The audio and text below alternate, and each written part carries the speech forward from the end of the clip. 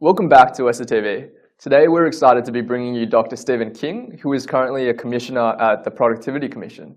Prior to his current role, he was a lecturer in economics at Monash University and also the Dean of Monash's Faculty of Business and Economics from 2009 to 2011.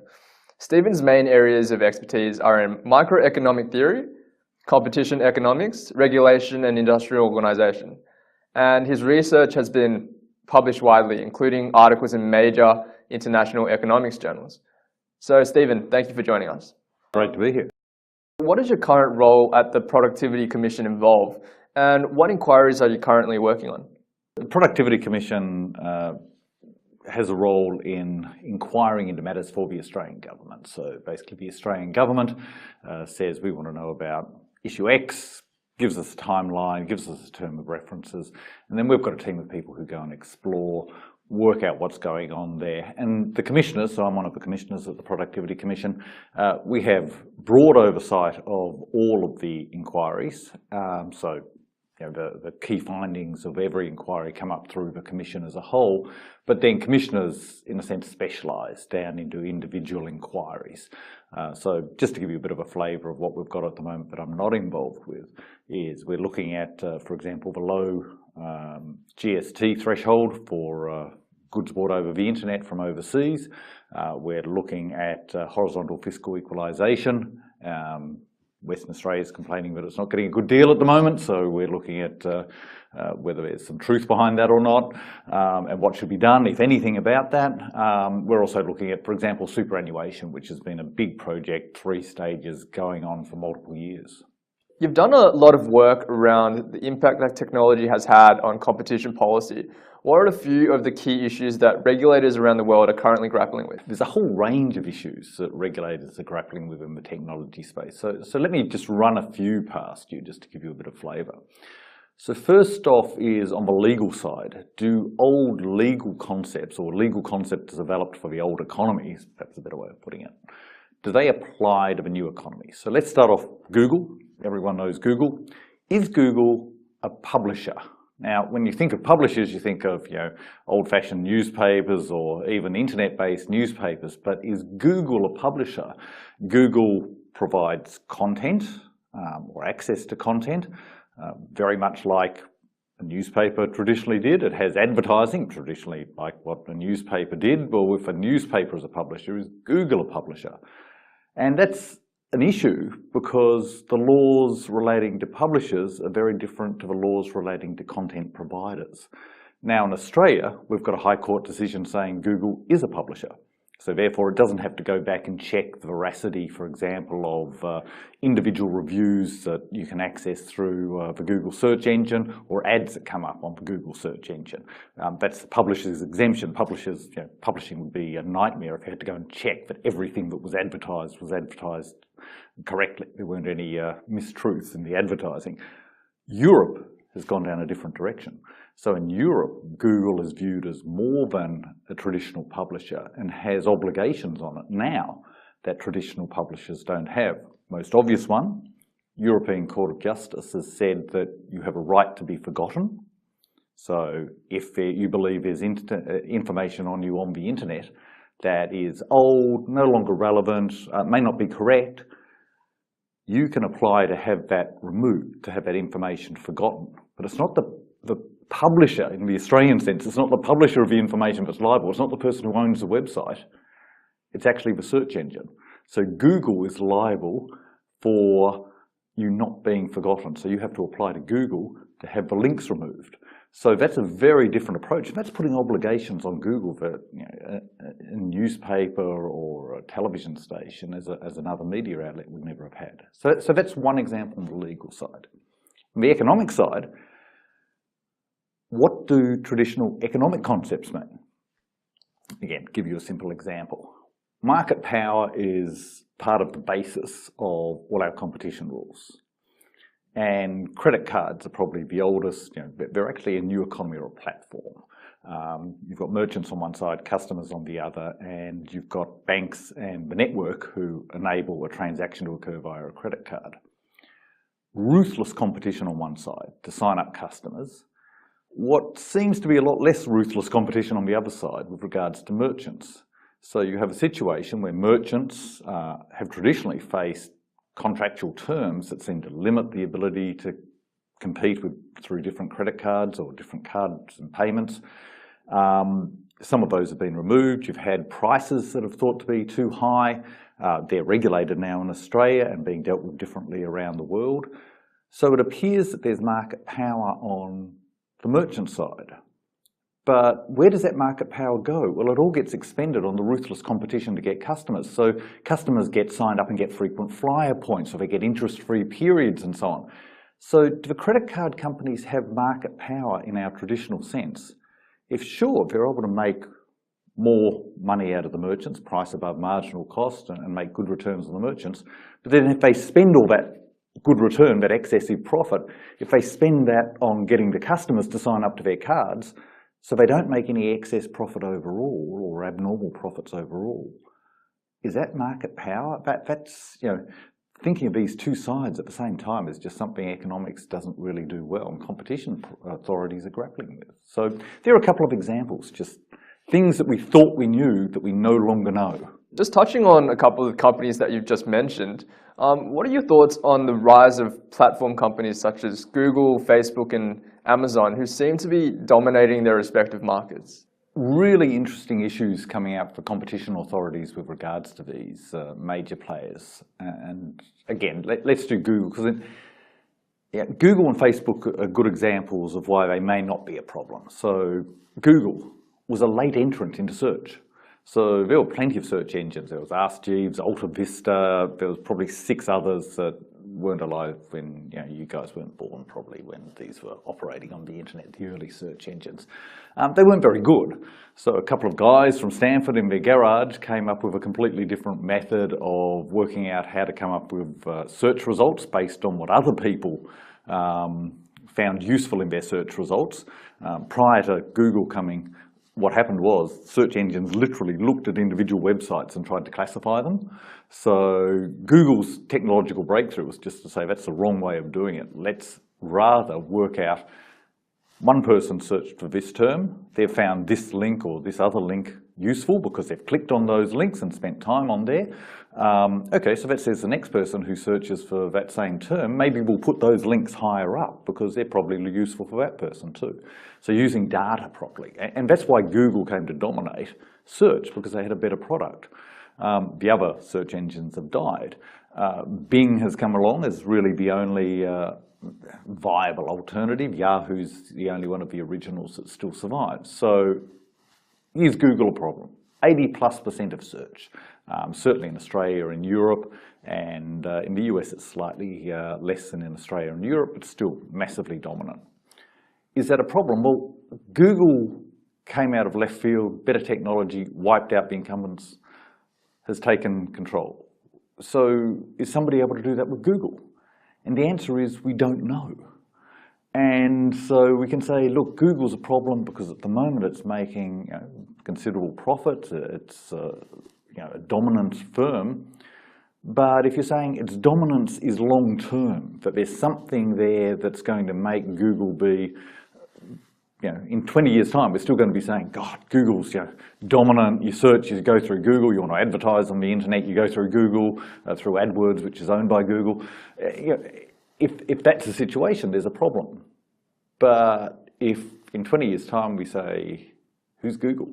You know, oh yeah, that's right, I used to use Google. Yeah, God, that was useless. Now we use whatever. Then it's less of a problem. And the answer is we just don't know. There's arguments about, you know, feedback loops. So Google gets more data, gets more information on searches. That enables it to improve its searches. So there's one stream of economics that says, look, that feedback loop means Google will be dominant. There's another that says, well, actually, it's not another search engine that's going to beat Google, not another traditional search engine, something coming out of left field. So in the States in particular, if you want to search for something, for a retail product, you don't go to Google, you go to Amazon. And Amazon is a search engine. It also happens to sell products. It also happens to have just a huge number of retailers that work through the Amazon website. So if you're buying stuff online in the US, Amazon gets more hits, not Google. So does that mean that we don't have to worry about Google because Amazon's going to come out of left field? Well, Amazon's another big platform. So the answer again is that we just don't know. We need to, and in such a situation, I think the best thing the regulators can do is sort of say, well, let's sit back. If there are things around the edges that are clearly anti-competitive, where platforms, whether it's Google, Hotels.com or Bookings.com as the big online travel agent platforms, they've been hit on some of the contractual terms they had because they looked like they were going into areas which may lead them to maintain dominance rather than just competing fairly.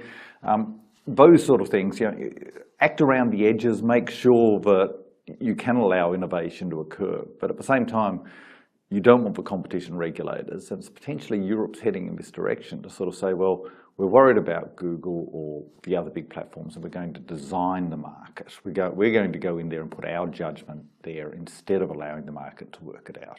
So that's an ongoing debate. It's really going to be one that dominates competition economics for at least the next 10 years.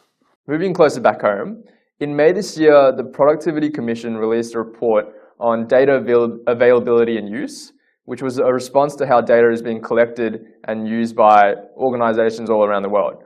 What was the significance of this report? One of the things that you recognize, answering the previous question, data is just a big issue. So the question of Google is, does data mean Google's going to have long-term dominance? We're giving away data as individuals. We're happy to get stuff for free, or a better way of putting it, in exchange for our data. So we now have data sets out there that are available, they're tradable, and allow parties to know more about us than we think is probably possible for them to know about us. You start putting that together with technology, so the sort of technology you're getting in some retail outlets where free Wi-Fi, wow, free. Yeah, logged into their Wi-Fi. What are they doing? They're now collecting data about you. They will track you through the store. They will know where you stop. They'll see how much time you've spent in front of a certain product. You move on. They then get your detailed information about you when you check out, so they know what you've bought. And guess what? They spent a lot of time in front of those products, but didn't buy something. Maybe we'll send them a discount coupon so that they'll come back. They must be thinking about buying that. Now, put that sort of data together with your search data, with all your personal information data about who you are, all your preferences from your searching. You have these huge data sets coming together, which means that people out in the business world just know an amazing amount about us. And the real questions, but again, we're going to face more broadly, is this a good thing or is it a bad thing? And the answer is going to be it's both. When is it a good thing? For example, does it mean that we get more competitive prices, that we get better price offers? Or is it a bad thing? Famous case, Target in the US could tell before women knew they were pregnant that they were pregnant by watching their buying patterns. And in one case, sent out discount coupons. In one famous case, sent them out. The father of the relevant underage buyer opened these and was outraged, stormed into Target. They got a public apology from Target, then found out, yes, his daughter was in fact pregnant. So Target knew more than either the daughter or the father in that situation. So, they're the issues with data, just a huge range of these issues. What was the Productivity Commission looking at? Well, we're trying to deal with some of those. And the big issues in data worldwide, not just here in Australia, are what are customers' rights over their data? So, for example, the European track they've gone down is mentioned right to be forgotten, which is really relating to data that's available about you on the internet. But the Europeans are moving also more down you own your own data. So even though it may have been collected by a range of different private companies, you actually own that and you can request that data. And in certain circumstances, you may be able to require the companies delete that data. What we've done in the Productivity Commission report is take a slightly different approach, and I think a much more realistic approach. Our report says that customers have a right to their data. Now, what that right is, it's a limited right, But you can require that you can see your data, you can request your data is corrected. For example, if there's an incorrect credit statement about you, you can request that that's corrected. You can require that the data that is held on you by one business is passed on to another business in a machine-readable form. So for example, if you've got a mortgage at one bank, you can say, well, I want all my information that you hold about me and my repayment history and any other information you've got that led to that mortgage, I want that all passed on to another bank because I want to move my mortgage across. And you can't say, no, it's our information, we're not letting that go. So you've got a right to move that data. We didn't say you have a right to demand that your data is deleted by a company. And there's a couple of reasons for that. One is companies spend a lot of time and effort gathering this data, and it's very expensive to go in and delete individual records. So there's just a practicality issue there from a point of view of the company's own rights. And the second is, it's quite frankly impossible to enforce. So how on earth do Europeans think they're going to enforce that, Stephen said that he wanted his data on this company deleted.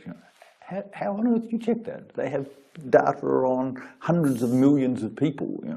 How on earth can you actually check that it's been deleted? So I think ours are much more realistic. Where this hits and why it's so important is in a whole range of industries. Banking is probably the one that's most notable, open banking reforms around the world. But in a whole bunch of industries, being able to have the right to that data, being able to move that data to competitors means that you can make sure that data is being used in your interests rather than being used against you. I understand you've been on the Productivity Commission's inquiry into user choice and competition in human services. How is that progressing? Getting close. So our draft report came out a few months ago. We're heading now towards the final report. So we've had all the submissions come back in on the draft. Can't tell you what is likely to be different in the final report, but we're moving quickly towards that.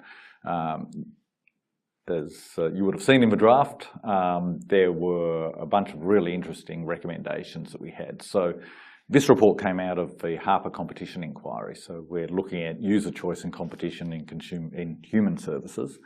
And in some ways, some of it's quite innovative and Australian-based. Some of it's just ruthlessly taking ideas that have already been exploited overseas that we haven't done here.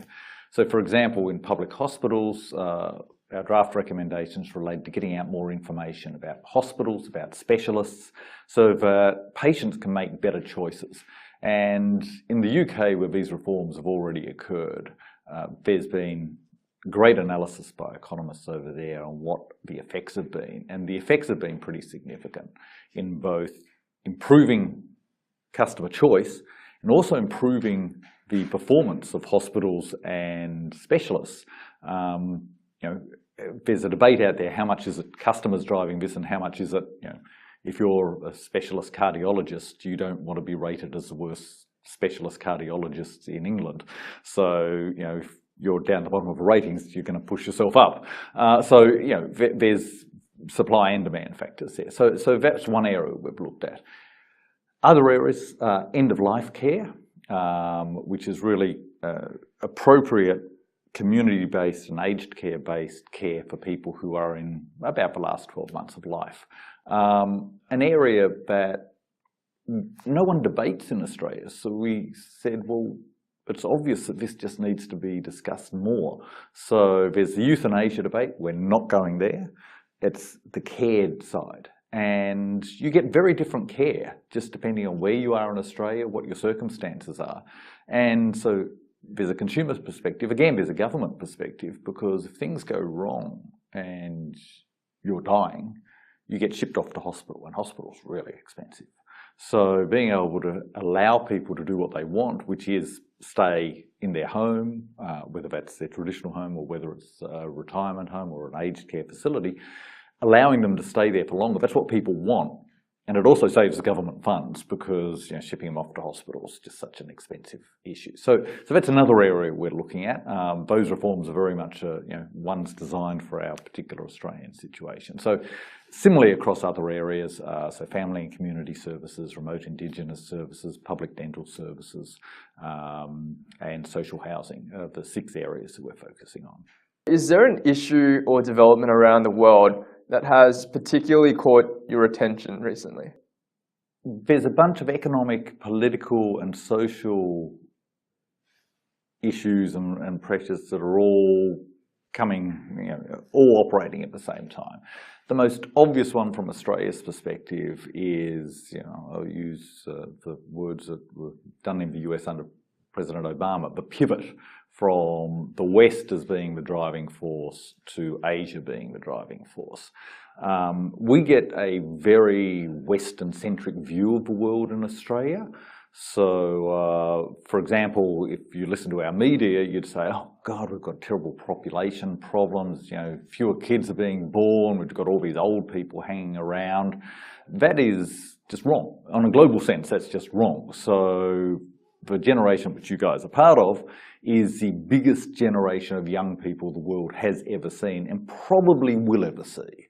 Because one of the things we know is that as countries become richer, the households tend to become smaller, you have fewer kids. We tend to focus on what's happening in the US and what's happening in Europe.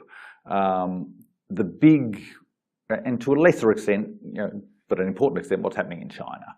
And so we think, wow, China's been growing fast, and which is fantastic, pulling just more people out of poverty than has ever happened in history. I mean, it's just amazing what's happening in China in terms of benefit for people broadly. But we tend to stop there. Now, you've then got India, which has a huge demographic bubble, and then you've got Africa, which has a demographic bubble. And there's about 10 years difference between the Indian demographic bubble and the African demographic bubble. So think of India, there's this big generation, about average age 25. In Africa, there's a big generation, average age somewhere between 15 and 18. Imagine if what happened in China happens in India, which has a population about the same as China, and then in Africa, which again, huge population in the billions. And you had China again, we've got 2 more Chinas coming. And from Australia's perspective, that's fantastic. But we sit here with this Western view of the world. And how often do we even hear about Africa in our news? It's not even on the Australian radar, but that's going to be in 20 years' time. If it can get its political act into gear, that's going to be, just the growth part. It's going to be driving world growth. It's going to be driving prosperity. Now, that then feeds into a whole lot of issues. So think about global warming. How do we deal with global warming if we're saying, well, sure, the West can cut back on its carbon emissions, but we've seen the issues in China, and China's a large emitter of global warming gases, of carbon-based gases. But then you've got India coming behind with massive coal reserves of its own, and obviously issues with the Adani mine in Australia, which is Adani's a large Indian company. So big issues there. Should we be exporting coal? Well, actually, our coal's less problematic for global warming than the Indian coal, but it's still going to be burnt and creating problems. And then you've got Africa coming behind. So how do we deal on a global basis with the growth of those countries and the huge benefits of growth? Because remember, we're pulling people out of abject poverty, the sort of poverty you do not see in Australia. And we're, if you can move somebody who's living on, $1,000 a year, and there's lots of people in India and in Africa who would be living on $1,000 or less per year, a lot of households. Imagine moving them in the way that they have in China up to $10,000 to $15,000 a year. That's an improvement in their standard of living by 10 to 15 times. Moves them out of poverty. It enables them to have education and healthcare services and a quality of life that is unimaginable for these people at the moment. So fantastic good can come. But at the same time, we need to work out, well, how do we do that without, stuffing the planet up, to put it mildly. So they're the sort of problems that I think we should be focusing on. We don't. We tend to focus on, well, there's a German election. Yeah, there's a German election's important, but should it be on our front page? Or there's probably an African election going on now. I don't know what it is, but it's not on our newspapers. Should we be looking at the economic policies in the UK and worrying about Brexit? Or should we actually be looking at the biggest economic experiments in the world that have been happening over the last year, which is the the demonetisation, as it's called, it's not quite correct that term, but demonetisation in India and the introduction of the goods and services tax in India, trying to bring in an economy where only 8% of businesses paid taxes, trying to increase that percentage. And what does that do if the Indian government's then able to spend on infrastructure? So I'd love us to focus much more on where the action is in the world, rather than focusing on where it used to be. That was really insightful, Dr. King. It's all right. Yeah. And we only just beat the guy with the drill out there. Thank you again. No, thank you.